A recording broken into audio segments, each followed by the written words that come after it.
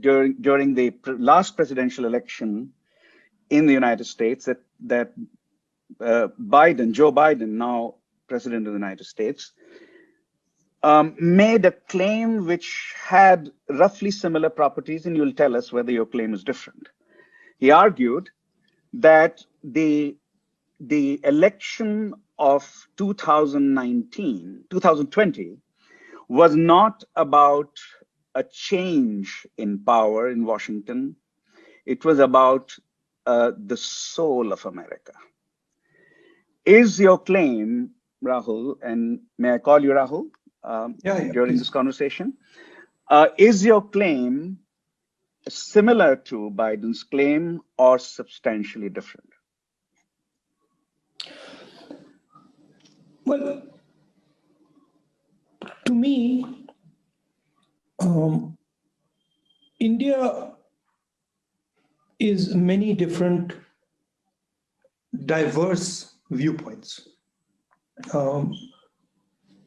many different languages, different cultures, different histories, different ideas. And modern India, to me, is essentially an ongoing negotiation between those ideas, those cultures. And what Gandhiji did, what our founding fathers did, is they created the architecture for that negotiation. Centerpiece of that architecture, of course, is one man, one vote and the Constitution. And then from that idea of one man, one vote and the Constitution arose many independent institutions which guarantee the negotiation. It's very obvious to me that those institutions are what allow the negotiation between our identities, between our languages, between our cultures, between our states to occur. What I see is a determined attack on those institutions and a capture of those institutions. There are elements of that taking place in the United States. But of course, I'm nobody to comment on the United States. I don't understand the United States as well as my American friends there would. But I get the sense that the American institutions are showing much more resilience than the Indian ones. I get the sense that the American system is actually countering this onslaught better than our system. To me, if the negotiation between these states breaks down, then the idea of India breaks down. Before 2014, there was an assault on institutions by the RSS, by similar forces, concentration of capital, you can say, but it was subversive. It was being silently done. It was done in Madhya Pradesh. It was done in states that they ran. It was done through the Shishu Mandirs, through their schools. It was done by siphoning off public funds into their schools. But it wasn't out in the open. What's happened is in 2014, it is out in the open, it's legitimized, and it's across the board. And to me, that's why it's an attack on India. See, I represent a part of that negotiation, as do all other political players. As you know, we represent 20% of, the Congress party represents 20% of our population.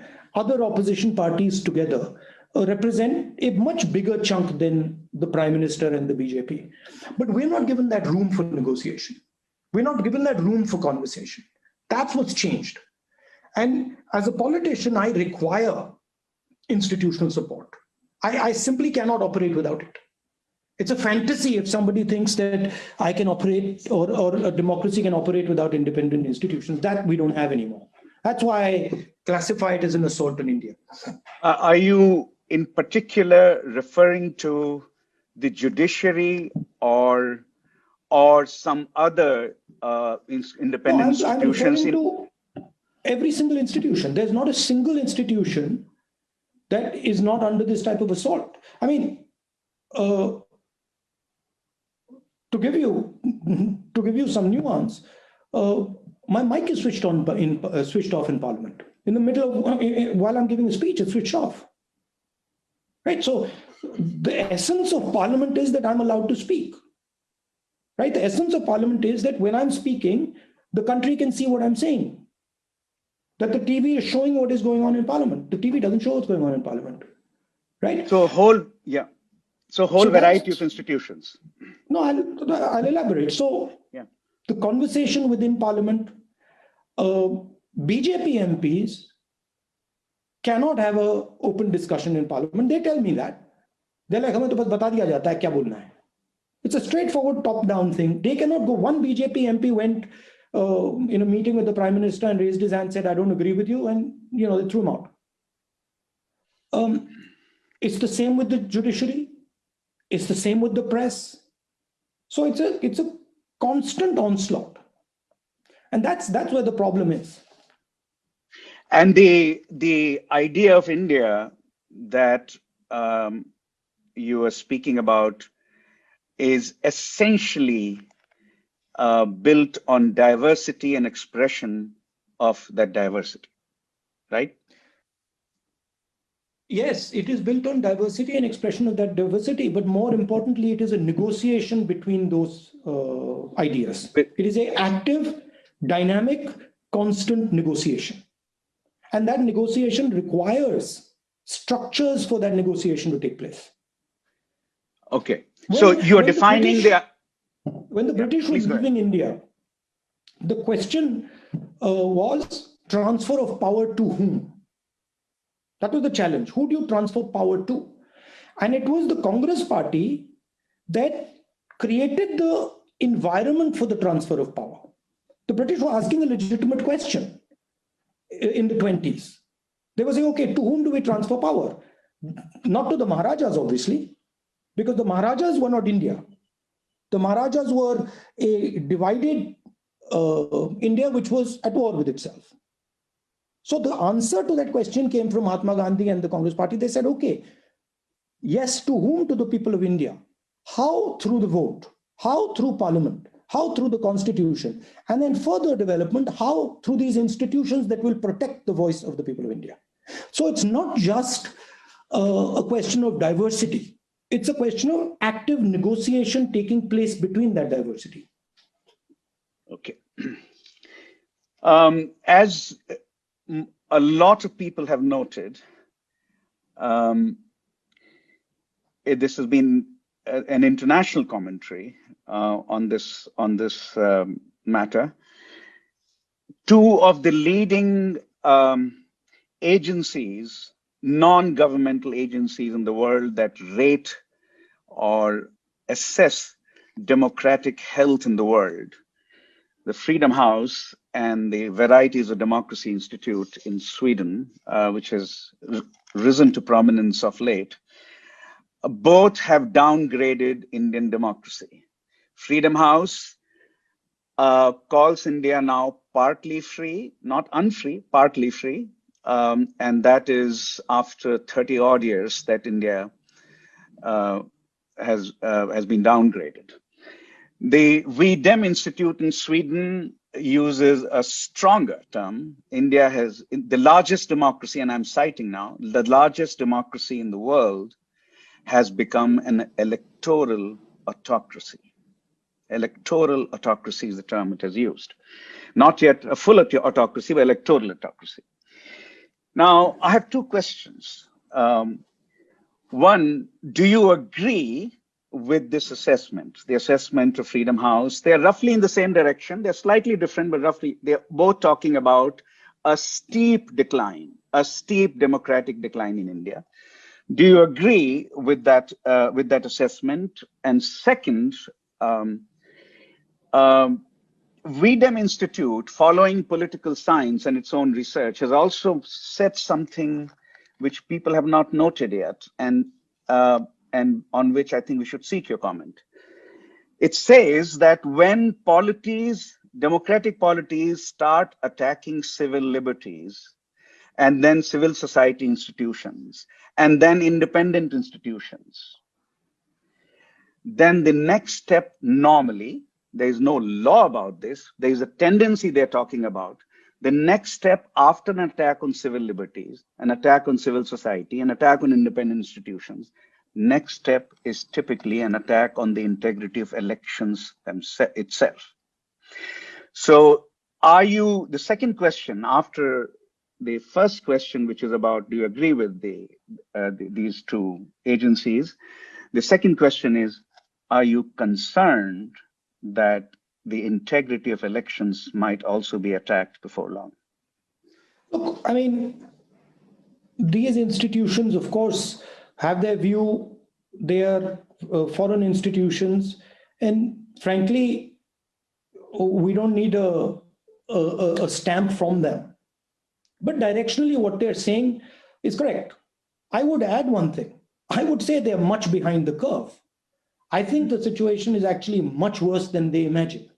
First. Second, again, you cannot separate electoral democracy from institutional frameworks, right?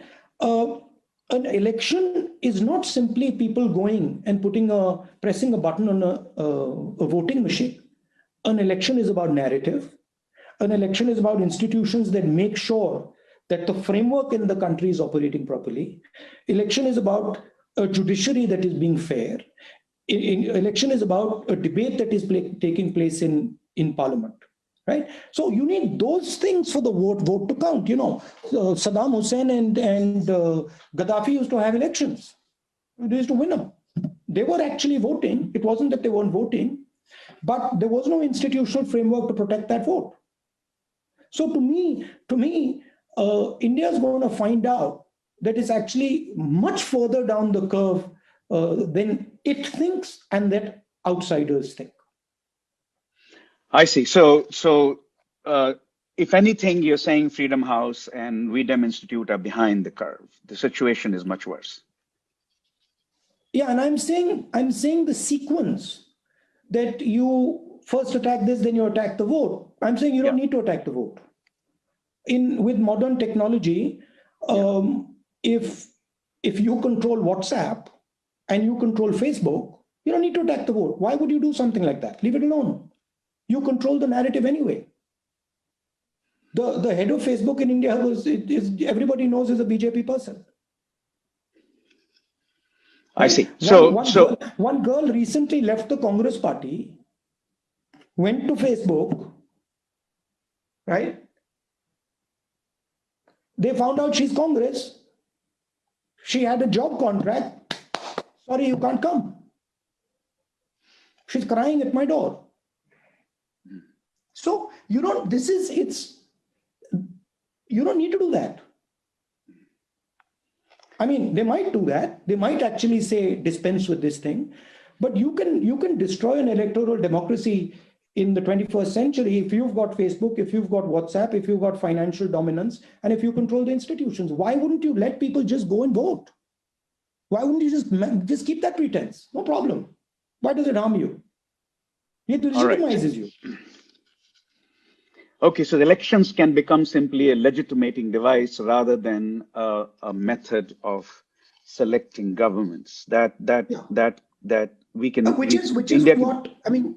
We've seen it in the 20th century, right? We've seen these guys coming to power just with this legitimization of the vote. I mean, there's no reason Saddam Hussein needed the vote, but it was like, okay, let's do it. Let's just do it. Yeah. Why not? Yeah.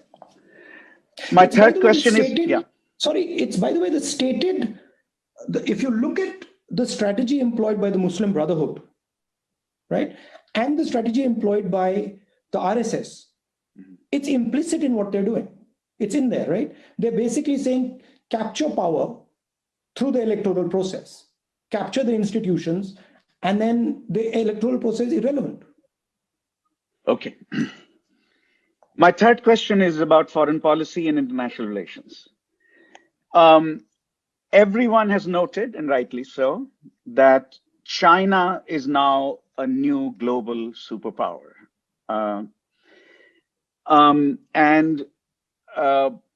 Certainly in the United States, but in much of the Western world, the notion that there is a serious rivalry emerging between the United States on the one hand as the leading superpower and China as the emerging superpower, that rivalry is seriously underway now.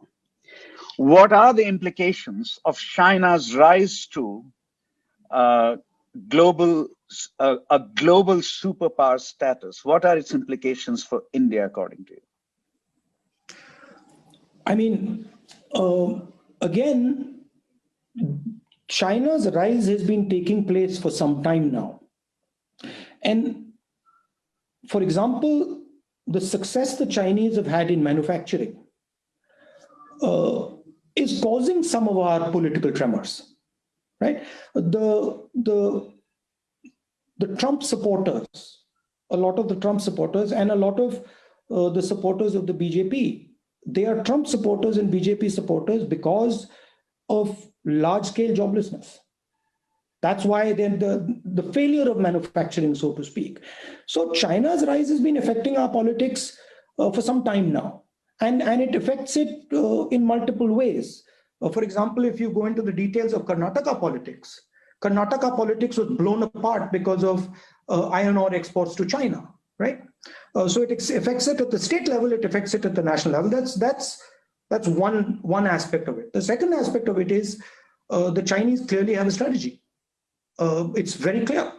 And the strategy is take the planet back to a terrestrial vision. And it's a economic strategy.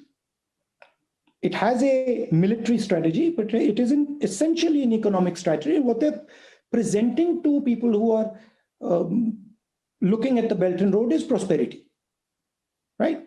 And they're putting a lot of money behind that prosperity. In a sense, they're doing what the United States did post-World War, giving a lot of money to Italy, to Germany, to France, to these countries, and saying, look, we will help you rise. There is no counter strategy to that. So we work with the Americans. We have a partnership with Americans. We are two democracies. We have a lot in common, but there is no clear strategy of prosperity between the United States and her allies. I don't see it. So to me, that is something that has to be figured out. And if you're going to, of course, you don't want to go into a conflict, but if you're going to go into a successful competition, you need to have a strategy of prosperity. In other words, the primary plank of Indian strategy towards China, according to you, should be economic. A search for economic prosperity, policies that promote economic prosperity would be the best way to deal with China rather than something else. It's one step further than that. Mm-hmm. We have two problems. Well, we have many problems, but centrally, there is an issue with the Chinese rise, but there is a massive issue with job creation in India, with our economic situation in India. We have to resolve that problem. And I'm not one who believes that we can resolve that problem through the services route. I just don't think it's possible. So what does it mean? It means that it is a strategy for the reinvigoration of India. You strengthen India and you will solve both problems. Through manufacturing, you're saying labor-intensive manufacturing is the way to go, not services. No. It's not simple black and white. Mm-hmm. It is, we have released hundreds of millions of people from our villages. They have come to our cities. We need to give them something to do. We need to give them a vision. We can, however we do it, we got to do it. We got to do it by transforming agriculture. We got to do it by transforming manufacturing. We got to improve our competitiveness in services. But we are facing a catastrophic job problem. And it is related. If India cannot solve its job problem, then India certainly cannot have a global position, certainly cannot take on the challenges that are coming from the Chinese. And that is not to say you don't need a military strategy. Of course you do. Okay, and my last question in my half hour is about 2019 elections. Um, in December 2018, your party won 3 states, and the narrative in the country was Rajasthan, Madhya Pradesh, and Chhattisgarh. Chhattisgarh was a huge victory. And the narrative by January of 2019 was that Congress Party was going to be a serious contender for power. It may not get 273 seats, but it will certainly increase its share of seats very substantially and pose a challenge to the existing ruling party. By May 2019, 5 months later, 4 to 5 months later, when the results came, your party went up by only a few seats, whereas BJP enhanced its majority, enhanced its vote by 7%, and your vote was 19.5, 19.6. So BJP's vote was twice as large as your vote in 2019 May. What changed between December 18 and May 2019, transforming the political landscape, electoral landscape so much that you were unable to gain much from your victories in December 2018 at the state level? There are our Chhattisgarh party, and I agree with them on Chhattisgarh for sure, simply cannot explain how we go from a solid two-third victory to 2 seats. They just cannot explain it, right? And I find it very hard to believe that something like that happened. Similar in Rajasthan, right? We had a solid fight, and suddenly we go to 0 seats. Now, it's surprising to me. It's not easy to believe. Now, there are a couple of arguments that people make, and I can see some aspects of those arguments, right? Massive polarization across North India, I can see it, but it doesn't take me to 2 seats in Chhattisgarh. Massive polarization combined with total media dominance, financial dominance, Facebook, WhatsApp, social media dominance, yeah, could be. But those are some of the reasons. You see, again, if you look at the amount of money the BJP is throwing at elections, compare them to what we are doing or what other political parties are doing, and no comparison. It's a ratio of 1:10, right? More. You look at the media, the Prime Minister is 24/7 in the media. Nobody else is there. No other leaders on the television, right? So there's total domination of that stuff. And then in addition to that, you also have domination of institutions. So to me, it is massive concentration of political and financial power that is sitting behind this machine. And that explains the 2019.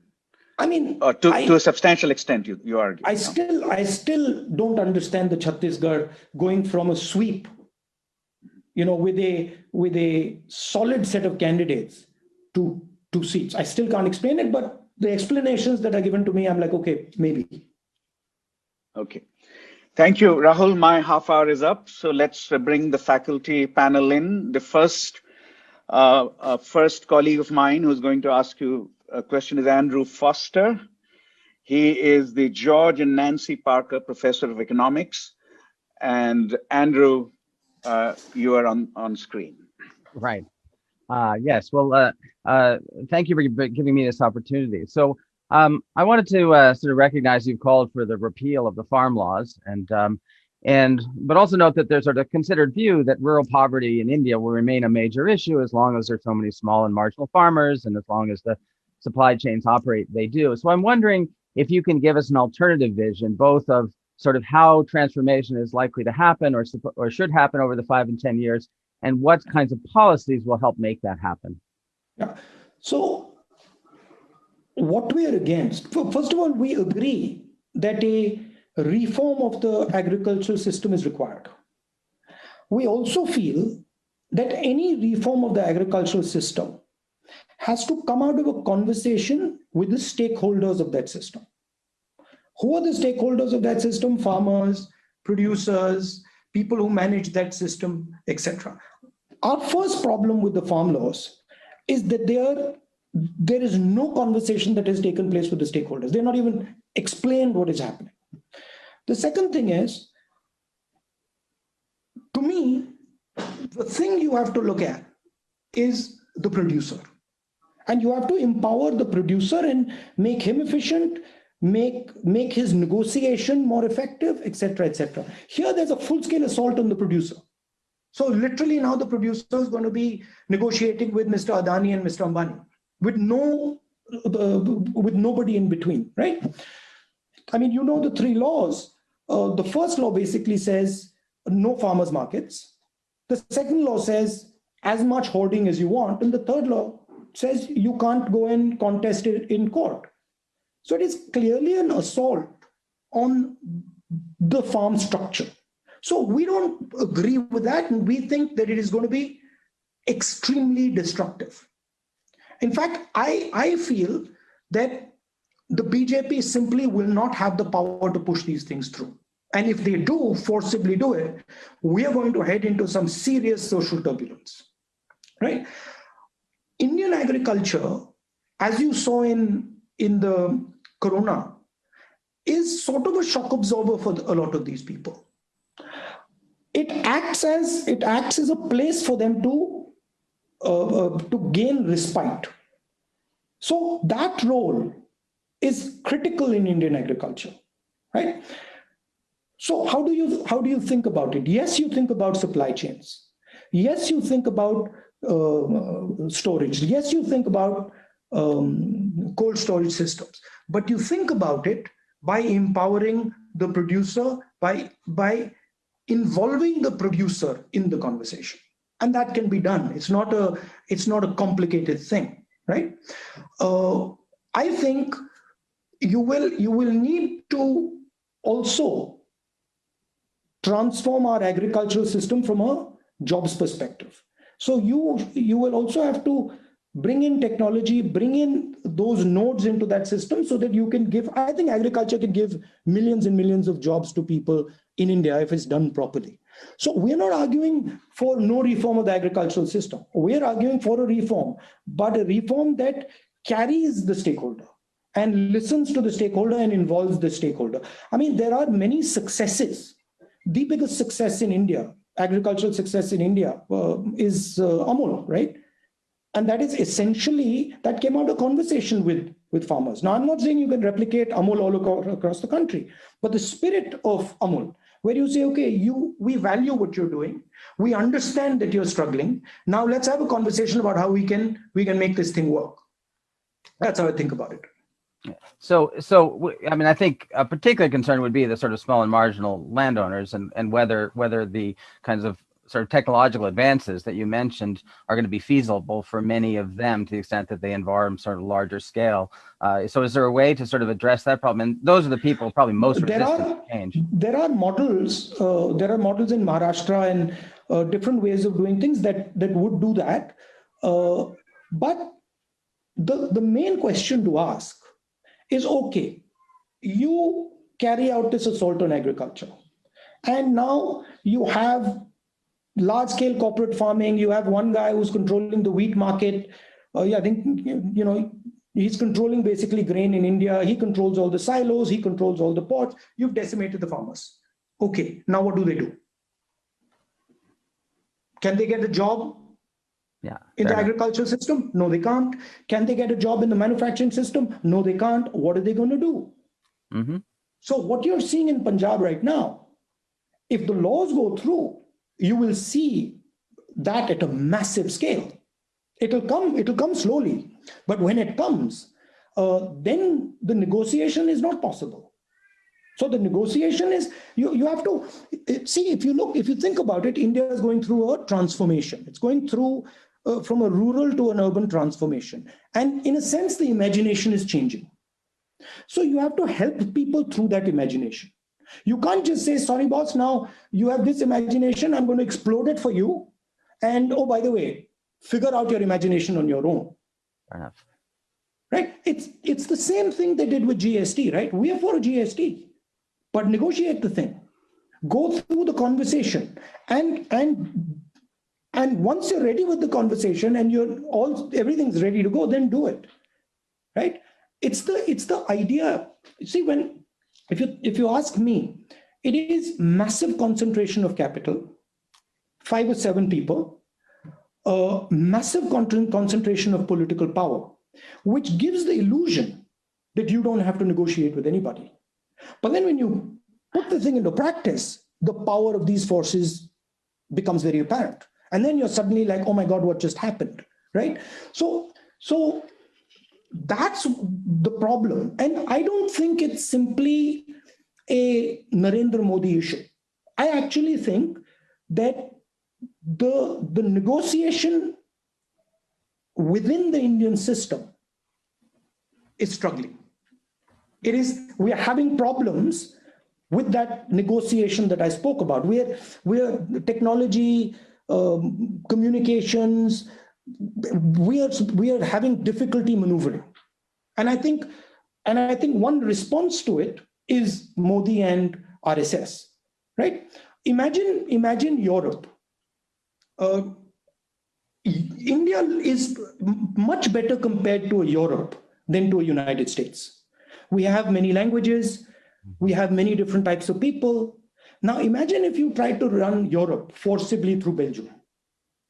What would happen? Well, Hitler tried to do it, right? Sure.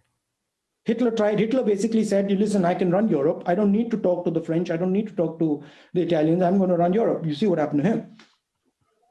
Right? Rahul, are you saying that a better imagination about a rural India will be a negotiated imagination? I'm saying that the only imagination is a negotiated imagination. I'm saying there is no other imagination, right? If you stop the negotiation, if you destroy the architecture of negotiation, you don't have a country. When I go to Tamil Nadu, when I'm going and giving a speech in Tamil Nadu, it's part of the negotiation. I'm going there and they're saying, okay, what is the contract that Tamil Nadu is going to have with the rest of India? Right? It's embedded in the system. If you attack that, you will not realize, but the blowback that will come will be unstoppable.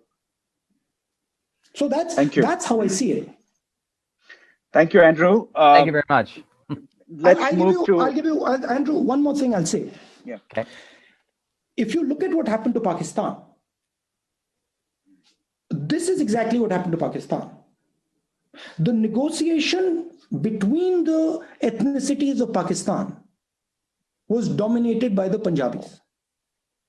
And the institutional structure that did it was the Pakistani army. Right? And then you had a democratic framework crumbled. Because the only way now, once you've broken the negotiating framework, the only way to keep it together is force. Thank you very much. Thank you, Andrew. Let's turn to Leela Gandhi. She's joining us from London, as I said. John Hawkes Professor of the Humanities and English. Leela.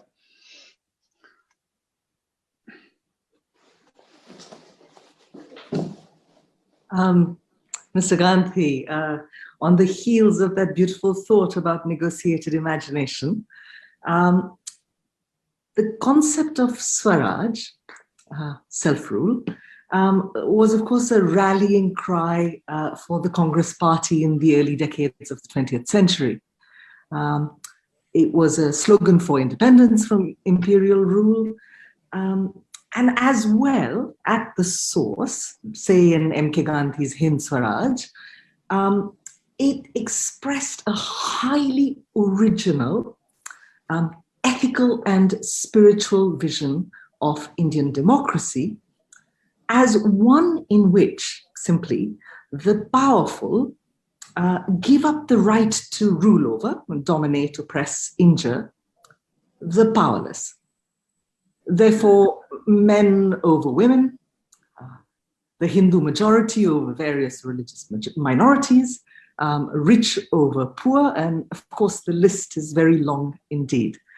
So my question is, what does Swaraj mean, if anything, to Congress leadership in the 20th century, and to you personally?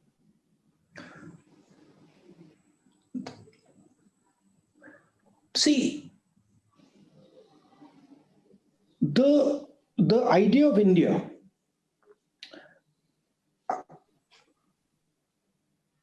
if you look at how India was put together, and modern India, and the role of Gandhiji in that bringing India together, he was essentially in the conversation, in the negotiation of power between these systems. He took a very interesting position.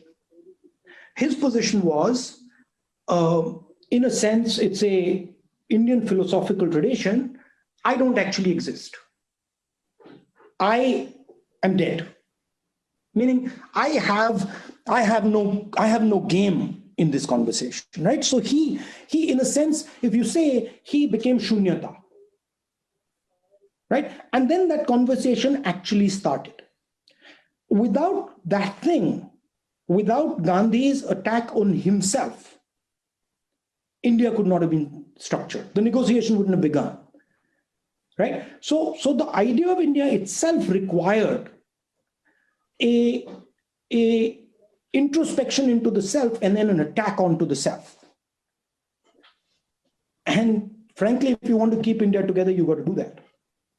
If you don't do that, if there is no shunyata in the negotiation, then it's not going to work. That's what the Congress brings to the table, right? Shunyata. The idea, right? Now, for example, do you think today there are 20 people who are group of 20 people who have a different view on the Congress party, right? Do you think they could exist in the BJP? Do you think they could exist in the BSP? Do you think they could exist in the TMC? No, they cannot exist in any other party except the Congress. And the Congress says, look, we don't agree with you, but the negotiation cannot stop. It has to go on. That's the nature of the Congress. And I see it in the organization every day, right? Now, of course, it has lost the depth of Gandhi is not there. The understanding of Gandhi, Nehru, that's not there. But that comes with the force that you're fighting. Gandhi would not have been Gandhi without the force that he was fighting. You've said something really extraordinarily beautiful, but I think this is you and not necessarily the Congress party, and you've replaced my idea of Swaraj with a really beautiful idea of Shunyata, and I want to throw you out on this. No, you'd be surprised. You'd be very, very surprised. There are hundreds and hundreds and hundreds of Congress workers who have this idea. Hundreds and hundreds. Problem is, they're not in power. But they're there. I can tell you name after name after name after name who is sitting there and literally doing harakiri, right? Political, he's eating himself. It's the opposite of the RSS. This is not a new thing, huh? And you said Gandhiji came out with a new idea. It's not a new idea. It's a very old idea in India. It's a regurgitation of some of those ideas. But and in Hind Swaraj, what he's saying is that Western civilization is not looking into itself. It refuses to look into itself. And the Indian civilization has the capacity every now and then to look into itself very deeply. And to give up power, to say no to... Look, you might give up power, you might not give up power. Gandhi didn't. If you take a blunt view of power, you can say Gandhi gave up power. But if you take a sophisticated view of power, Gandhi used his power to give us the constitution. Right? Power is not simply that, oh no, now I have to become an MLA or an MP. This is a gross misunderstanding. Sure. Right? Power is what? Power is the ability to influence. Are you telling me Gandhiji gave up the ability to influence? He's still influencing. He's influencing me. Right?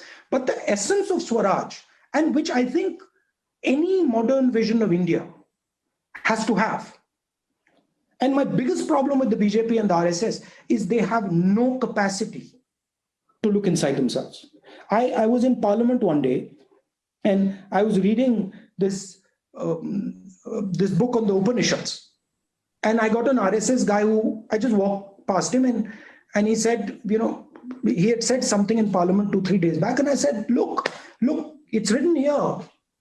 Look what's written here. This is against what you said in Parliament. And he looks at it and he says, ye to aapko nahi samajh aayegi. Meaning, you do not have the capacity to understand this. I am the only person who has the capacity to understand this. Right? Meaning, I will not look into myself for 30 seconds. My problem with the Prime Minister is that you are cracking the negotiation between these massive forces because you refuse to attack your sense of self. And I'm very happy with you because you attack my sense of self every morning. So I love it because it gives me, in a sense, it's a very strange thing. Spiritual gift. I just think that, my God, this is amazing. I think, when you're facing a political force, people don't understand the nature of that thing. People think, oh my God, they're attacking him. No, they're helping me. They're helping me refine. They're helping me understand. I could not have this conversation I'm having with you today 10 years ago. Who did it? The BJP-RSS did it. So thank you. Hello everyone. HW News English is 2 years old now. When we started this venture, we promised ourselves one thing, that news should remain free, because right to know is the right of every Indian. But to keep news free for everyone, we need support from some of you. And thus we have rolled out membership on our YouTube channel HW News English. But mind you, the membership is completely voluntary. The programs that we were doing earlier, that we are doing now, will continue to remain free. First level is a basic level. Here, you can be our supporter by paying Rs 199 per month. This membership gives you certain perks and benefits. The perks include unique badges in front of your name, a live show from Mr. Sujit Nair and from Mr. Akhilesh Bhargava per month for our members. You can also vote in some exclusive members-only polls. Now the second level is Super Supporter. Here you can be our Super Supporter by paying Rs 3,999 per month.